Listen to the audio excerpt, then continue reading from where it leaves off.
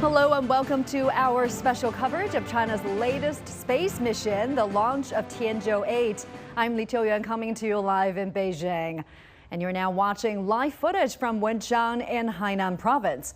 China will soon send a cargo ship loaded with supplies to its Tiangong space station.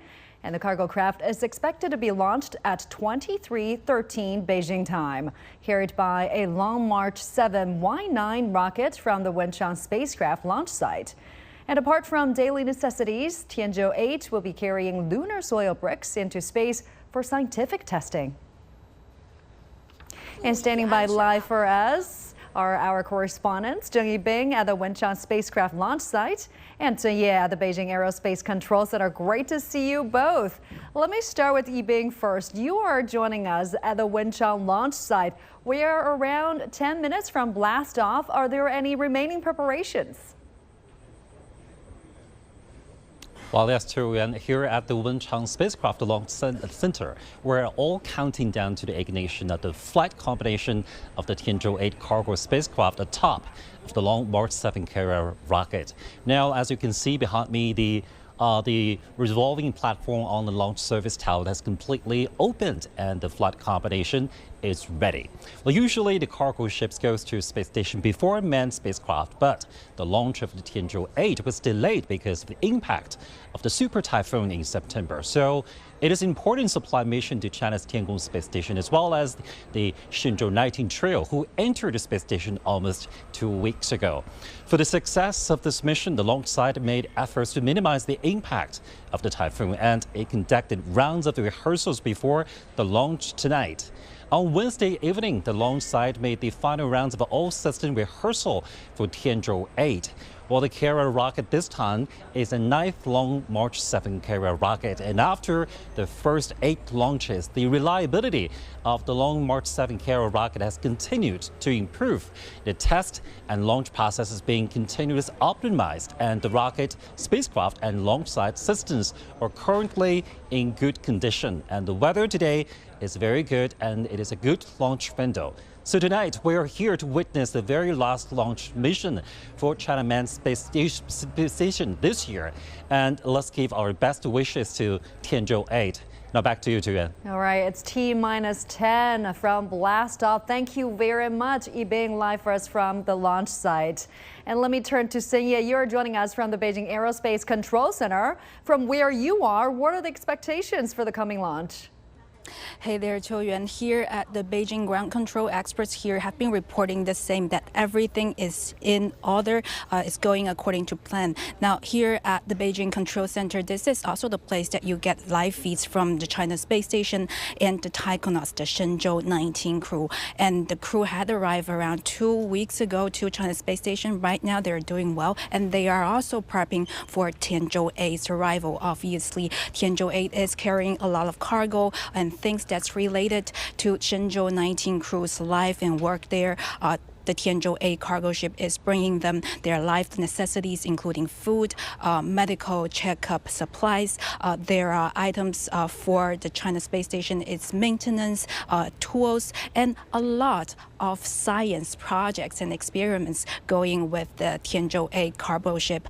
Some of those experiments is related to the Shenzhou-19 crew, and they are going to get involved. One of the experiments already making buzz, fruit flies in submagnetic facility, and this is one of the projects that need taikonauts to check in on regularly. And experts and scientists have told us that by studying the fruit flies in space in such conditions, those studies and understandings could help us better or prepare for future Moon and Mars missions. And of course, as you mentioned, going with Tianzhou-8, there's also the mock Moon soil bricks to check when put outside of the China Space Station, how it could weather that kind of environment. And there are also projects that could lead to lead to the making of new materials. So Tianzhou-8 cargo ship, this mission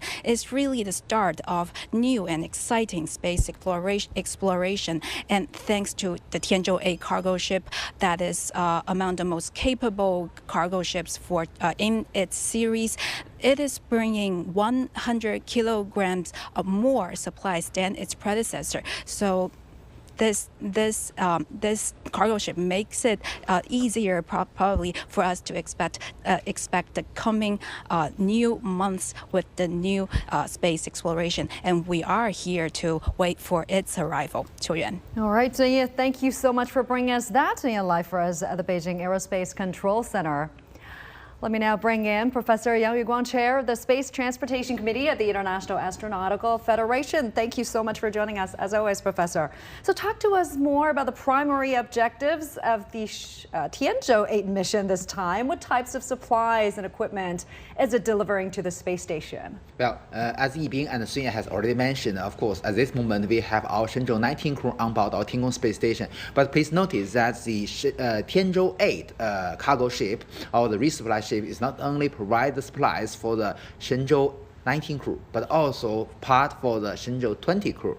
You know that with the development and practice of our manned space activities, our regenerative life support system become more and more practical. So we saved a lot of resources, either the oxygen or the water. So today we do not necessarily to launch a cargo spacecraft for each of the crewed spaceships. So we only launch that 3 cargo ships every 2 years, which means that we only need to resupply every 8 months. So this moment for the, as Sun has already mentioned, we also can have more space inside the pressurized module of our Tianzhou-8 cargo spacecraft, and 100 kilograms more cargoes were inside. So I believe that it is more convenient for the astronauts and more chances for the scientific research experiments. So essentially it is an express space delivery for the Shenzhou 19 and 20 crew. Exactly. All right, let's also take a look at this. China is now taking the lead in an ambitious project to build the International Lunar Research Station on the moon. Scientists are ready to hit the bricks with an innovative creation, the lunar soil brick. And this groundbreaking material will soon be tested aboard the Tianzhou-8 cargo ship at the China Space Station. CGTN's Wang Hongjia has more details. How to build a base on the moon. China is thinking big, brick by brick. Lunar architects are developing a method to use lunar soil, solar energy, and minerals for building, and eliminating the need to transport prefabricated building components from Earth. The simulated lunar soil bricks I'm holding are much stronger than the red and blue bricks we use on Earth. The 2 bricks we see here actually feature a Sunmao structure, which will be conducive to assembling and constructing future lunar bases.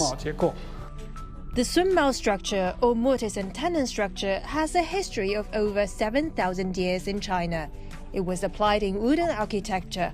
The Forbidden City is one key example, and shows extraordinary durability with its seamless interlocking. But can this ancient wisdom withstand the harsh conditions of the moon? Scientists are about to find out. They will verify the answer in the China Space Station.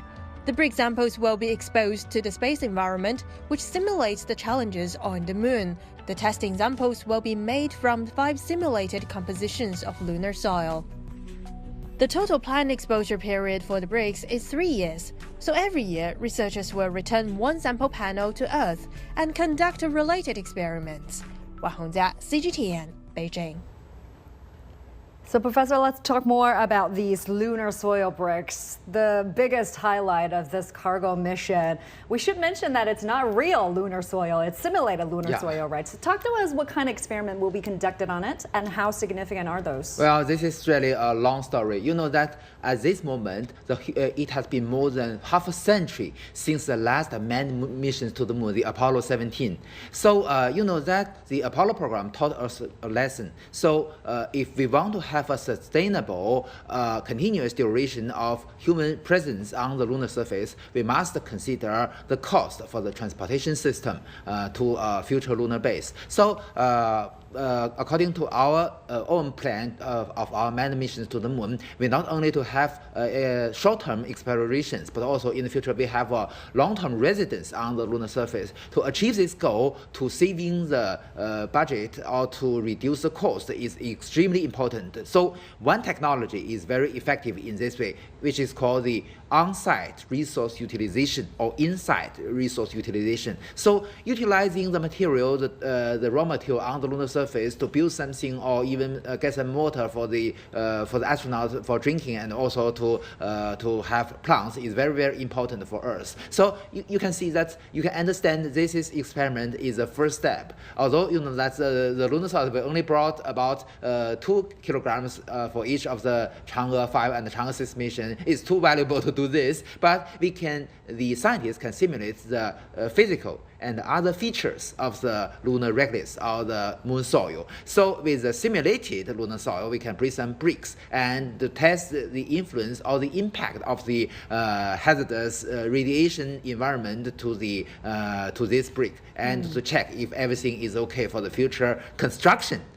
Utilizing these bricks. Yeah, we're just 2 minutes away from blast off. Yes. What are the critical steps in the last few minutes prior to launch? You may notice at this moment, although all the rotational platforms of the service tower has already been opened, we can see the whole launch vehicle, but still you may notice some arms in brown color still very close to the launch vehicle, which means that still at this moment we have some pipelines, some cables connected to the launch vehicle. Well, look at it. The umbilical cords looks like Exactly. the attachments has been Yes. So detached. it's already T-minus 1 or 2 minutes counting, and at this moment, some of the system has already turned from the outer power supply to the inner electric power supply, but still there are connections even at the last moment of liftoff.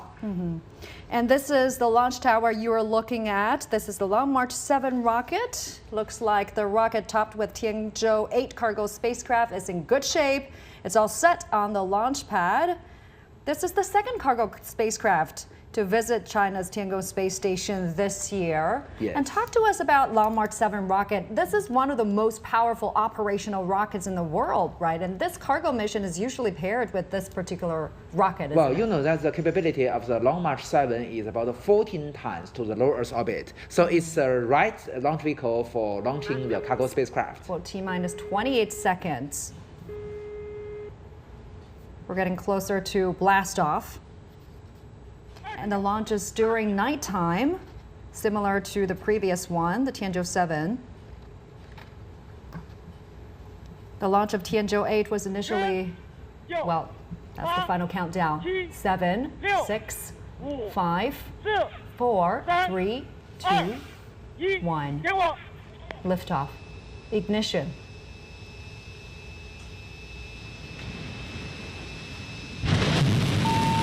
Okay, liftoff.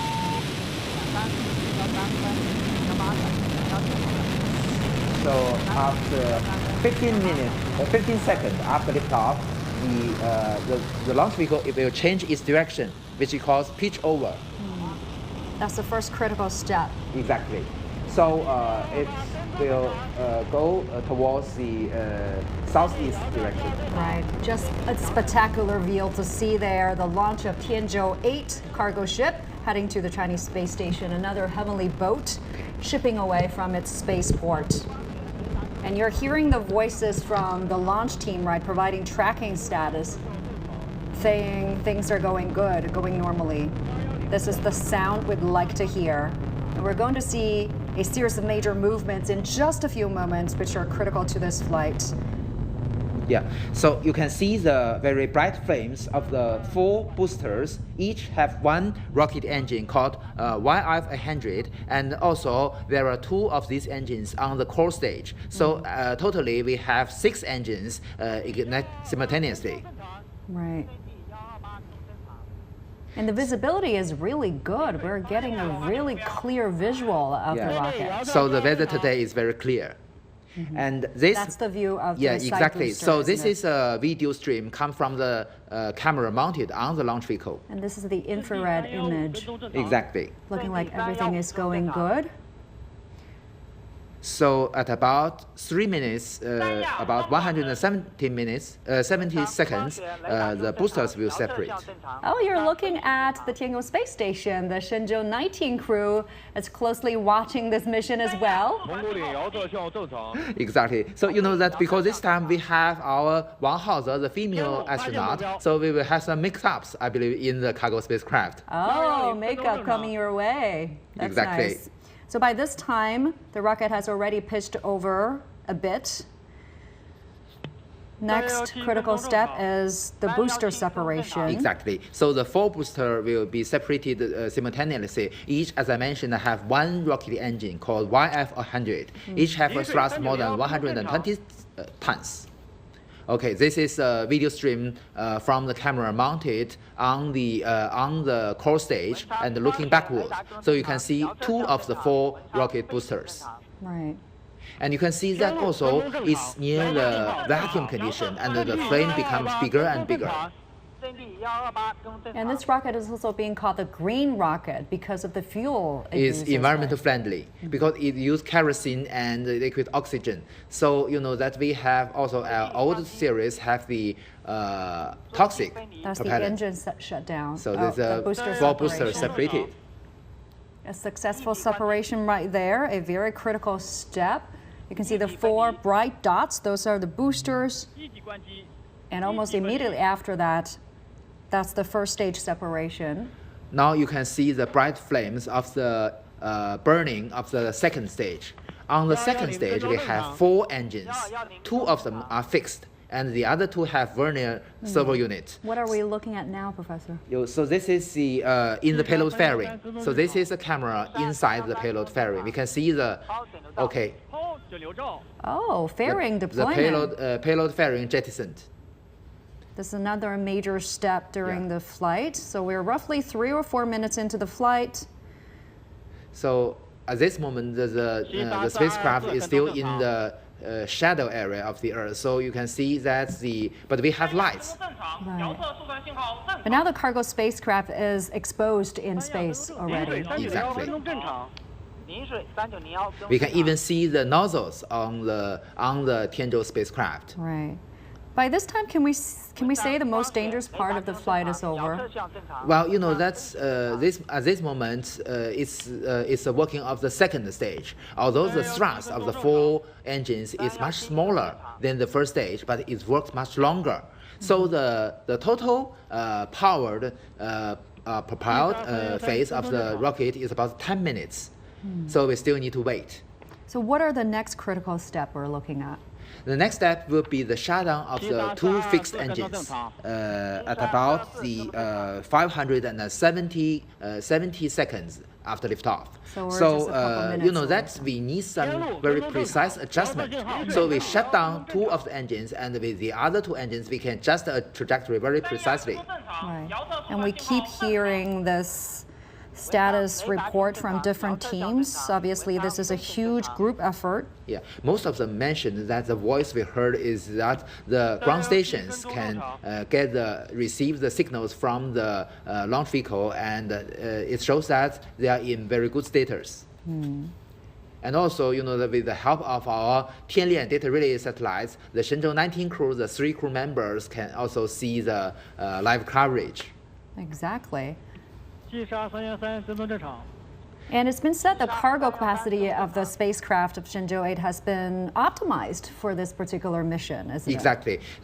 Actually speaking, it has almost a similar configuration with its previous one, because the inner volume becomes bigger. We utilize the rear cone-shaped compartment to be pressurized, and it has a bigger volume inside. And is there anything else that sets Tianzhou-8 apart from its predecessors in terms of capabilities or technologies? I mean, what kind of upgrade has it gone through? Well, every time for every spacecraft and every launch vehicle, we have some small improvement. But for the same batch, it almost has the same configuration. So this is very important for keeping the reliability of the spacecraft, and also to make it a higher rate for success. So you can still see that the 3 crew members are watching the live coverage of, the China Media Group. Yeah, they are express delivery. It's very as they're interesting arriving that soon. last time your colleague are also conducting the live coverage in the studio of CMG, and they can say hello to the crew members. They can and actually they hear us. can respond. They can hear the broadcast. Exactly. Right. And among the cargo, we know that there are gift packages for our heroes up there on the space station. You know, things like for traditional Chinese festivals, they're going to be spending spring festivals up there, the Lantern Festival, Dragon Boat Festival. We're also packing birthday gifts for the crews as well. Well, I believe only 2 minutes left for the shutdown of the 2 fixed engines. Are there live animals on Tianzhou-8? I mean, we still remember when Shenzhou 18 was launched, it brought zebrafish onto the Tiangong space station. But you know that during the launch of the Shenzhou 19 spacecraft, we've already announced that there are fruit flies, the insects inside. You know, although the insects is simpler and smaller than the zebrafish, but it's also very hard to deal with because you must keep it alive.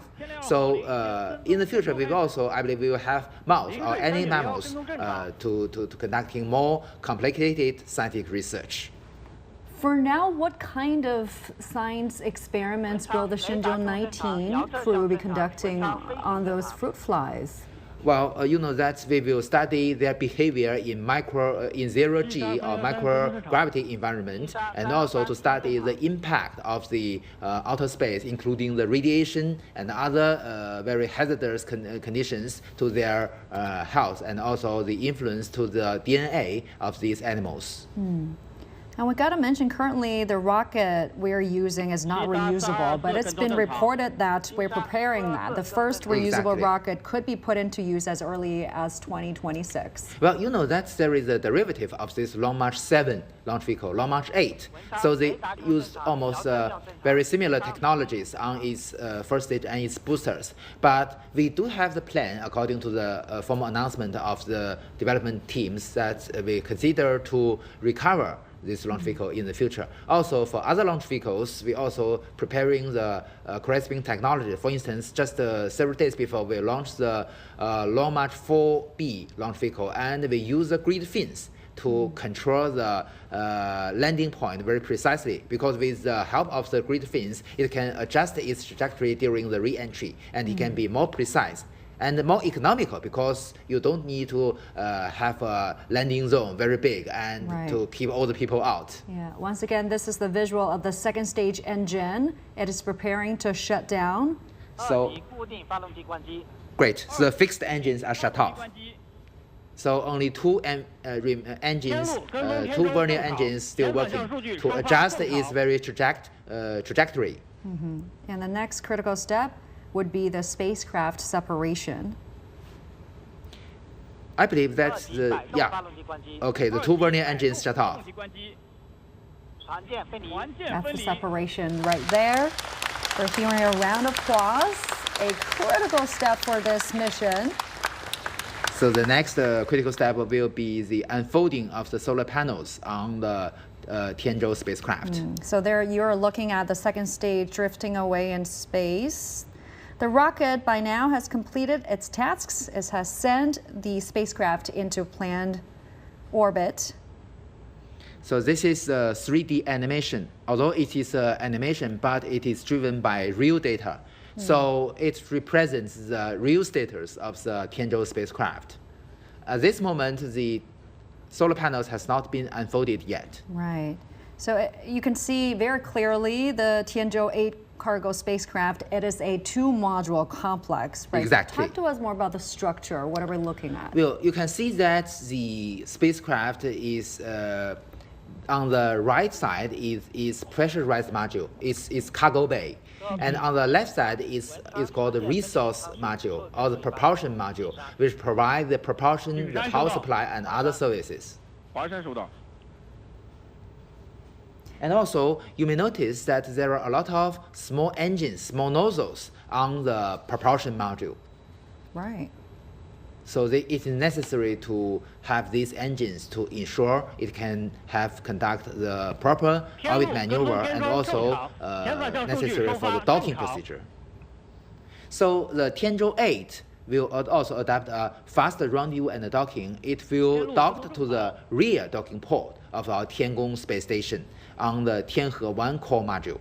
And it will bring, usually it's very interesting that after the docking, usually it needs more time for the astronaut to go inside, because still we need to check the inner environment of the cargo spacecraft to ensure that they do not have any hazardous gas inside its atmosphere. And also, you know that for the docking procedure, although it can be connected maybe after 6 hours or more, but you know, still there are. Look at big smiles from our crew. Big so thumbs up. Our Shenzhou-19 crew sing high praise of our Tianzhou launch. Sending their congratulations so to the ground soon team. They will have, although they have not stayed there for a very long time, but they also, I believe they will be very happy when they get the fresh fruit, especially the apples or other fresh fruit with the Tianzhou-8. And as you were saying, it's going to take some time for them to get into the cargo ship after the docking, right? Exactly, because you know, after docking, although we've already established the rigid connection, but still, you know, that inside the docking channel is still a vacuum condition. Right. We need to pour some gas inside to balance the. Oh, that's the successful deployment of the solar panel. So the solar panels, the 2 pairs of solar wings has already been unfolded. Another round of applause from our crew up there. We're also hearing cheerings from the control center. Yeah. So at this moment, we can almost 99% confirm that it's already a successful launch. Only we need to check the accuracy of its orbital parameters to ensure that it is accurate enough to have the chance to rendezvous and dock with our Tiangong space station. 99% there. So we're waiting for the final announcement. Announcement from the control center. I guess they're looking at all the flight data and we'll do some final calculations. 天舟8号货运飞船已正常进入近地点高度200公里，远地点高度351公里，倾角41.5度，周期约1小时30分钟的预定轨道。太阳帆板展开，北京出轨根数及分离点参数已向各方向发出，后续工作按正常飞控计划实施。文昌明白。华山明白。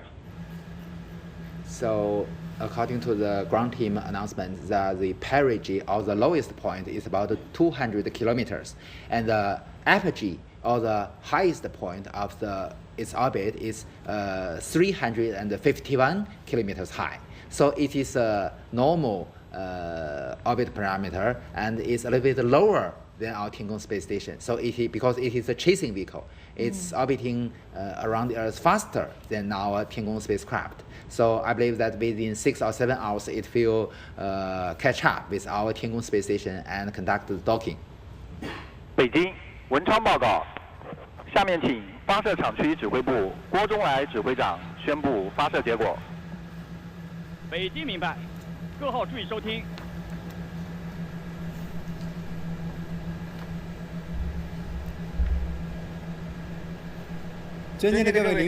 Distinguished leaders and experts, dear comrades, according to the data we acquired from the rocket as well as Beijing Aerospace Flying Monitoring Center, we have been monitoring the Tianzhou-8. It has already entered into the orbit. Solar panels are extended. Everything is going on well. So I announce this is quite a successful launch. Thank you.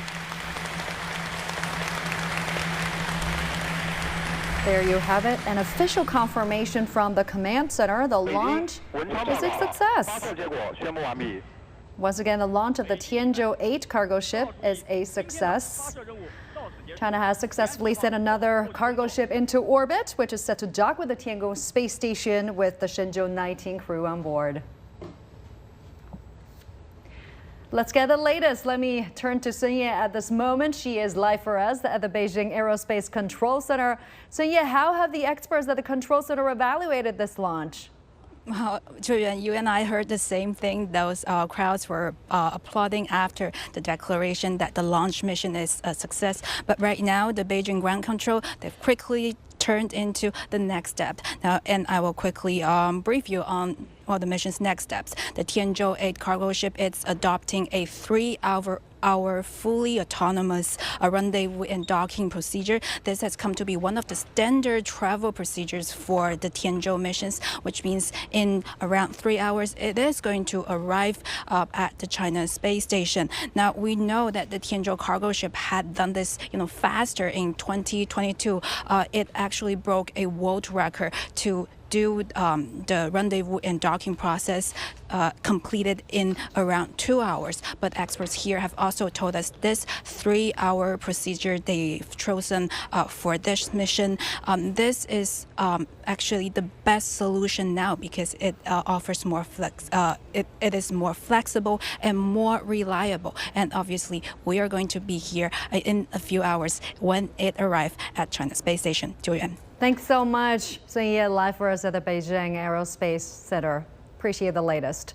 So, Professor, how do you feel about the launch? I mean, the result came out faster than we expected, right? Usually usually we are going to wait for a minute before the final announcement. Well, also, Ms. Sun Ye gave me a surprise. You know that usually we have a 6 or 7 hour rendezvous and docking from the launch to the docking to the connection to the space station. But this time we adopted the 3-hour rendezvous and docking. Much faster than our Shenzhou spacecraft. Also, as Sun Ye has already emphasized, so this is the best solution. I believe that in the future, this technology, when it becomes more and more practical, it can also be applied to our Shenzhou spacecraft. You know that the Shenzhou spacecraft is also very similar to your car when you go from your home to your office. But if you stay in that car for 1 day, it will be very, very uncomfortable. But if it can be shorter to 6 hours, it's already acceptable. If in the future it should be shortened to 3 hours, that will be very convenient for our astronauts. So this is a very important technology for us for operation of our Tianzhou space station. But the more important thing for today's launch is that the purpose of our Shenzhou-19 mission is to conduct all kinds of scientific research on board our Tianzhou space station. But most of the equipments and also instruments for these scientific research must be brought by the Tianzhou-8 spacecraft to the station. So this is very, very important. Although you know that today, we've already been very practical in our regenerative life support system. It can greatly reduce the need for bringing the waters, the oxygen to our Tianzhou space station. But still, you know that for the scientific research, every time the payload is different. So that's the most important task for this Tianzhou-8 spacecraft. Sounds exciting. Stay with me, Professor. As one of the world's most powerful cargo spaceship, the Tianzhou has been further modified for the Tianzhou-8 mission. Our Zheng Yiping explains. From Tianzhou-6 to 11, the cargo ships have the same design. Yet the Tianzhou-8 conducting the latest supply mission to China's space station has been modified. First, the loading capacity has been improved from tens of kilograms to more than 100. This is the biggest modification so far. Then we further improved the flexibility of the launch process and flight controls. The spacecraft now can launch every day. And third, the space station's control system can directly deploy the cargo spacecraft engine. The new cargo ship has also optimized its docking mode and process to 3 hours. The 3-hour fast mode is favorable for the rendezvous and docking process. Plus, on the ground, we can carry out pre-launch loading right before launch. And when the astronauts open the cabin door of the cargo ship, it's quick and easy for them to gain access and transfer the supplies. The Tianzhou-8 is carrying supplies, platform equipment, propellant, and scientific payloads that can support the 3 astronauts currently aboard the China space station for the next 6 months. Zheng Yibing, CGTN, at Wenchang Spacecraft Launch Site. So as we just saw there, it's been said that the Tianzhou series has become a global leader in space cargo delivery globally.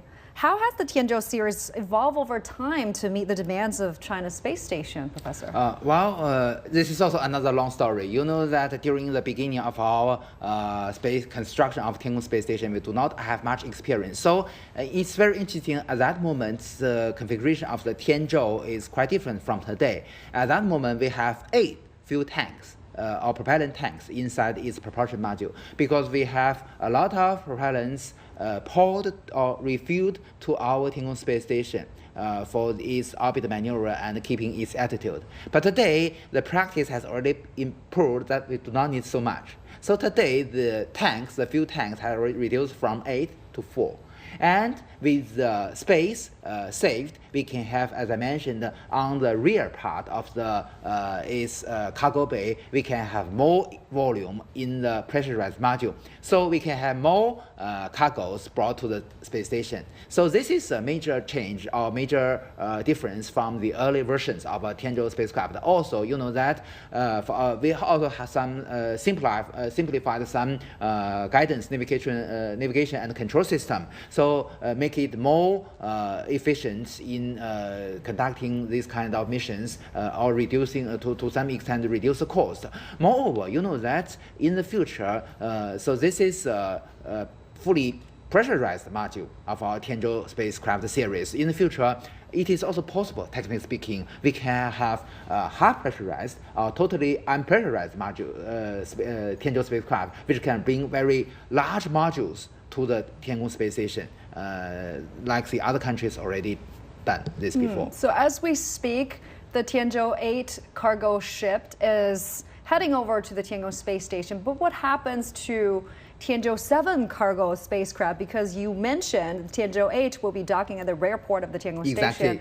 But is Tianzhou-7 still docked with the Tianzhou space station? It's already undocked from the rear docking port, as you mentioned, to left the docking port free for the Tianzhou-8 spacecraft. But at this moment, the Tianzhou-7 cargo spacecraft is still orbiting the Earth. But maybe several days later, we will send the command to the Tianzhou-7, and it will conduct a re-entry burn.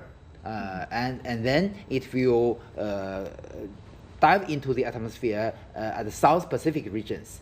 Usually we call that the Nemo point, which is far from any continent. So it's safe enough for the deorbiting. Although you know that most part of the Tianzhou-7 will be burned up during the re-entry process, but because you know that it is too big, some parts will also splash down in the ocean.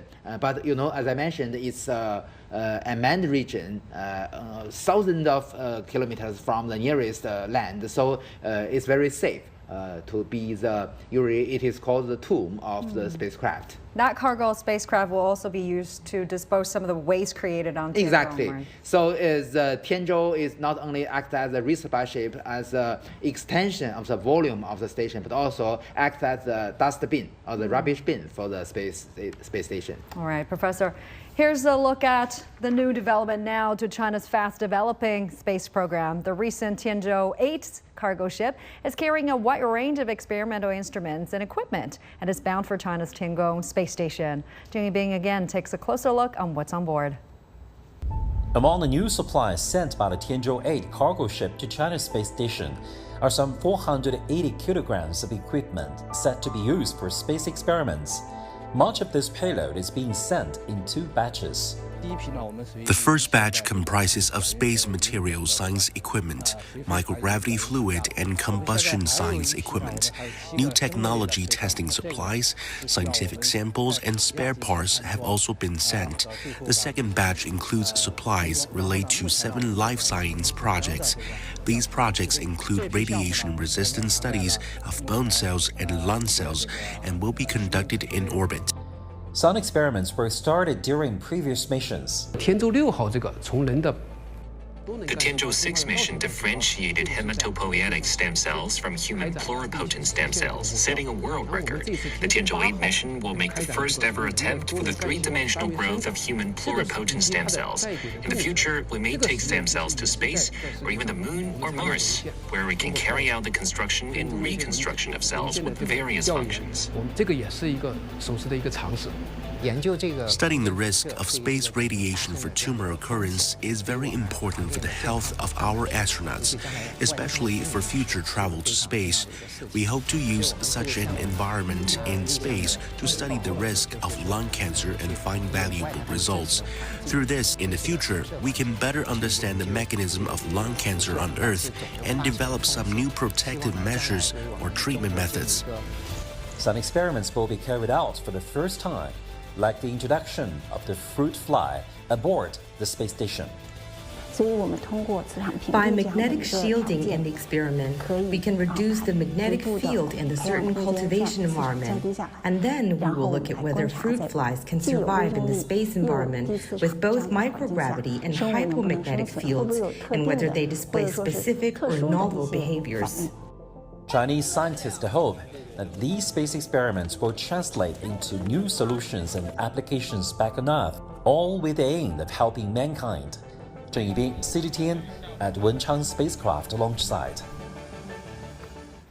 China has announced the success of its launch of Tianzhou-8 cargo ship, and for the first time, a brick made of synthetic lunar soil will be brought aboard the space station and subject to an exposure experiment to test whether it could be used to construct buildings on the moon. As we conclude our special program, we want to extend a huge thank you to our Professor Yang Yuguang here, joining us in the studio to bring us insights and perspectives. Thank you very much, Professor. I'm Li Qiuyuan in Beijing. Have a great one. Thank you for watching. 3、2、1，给我。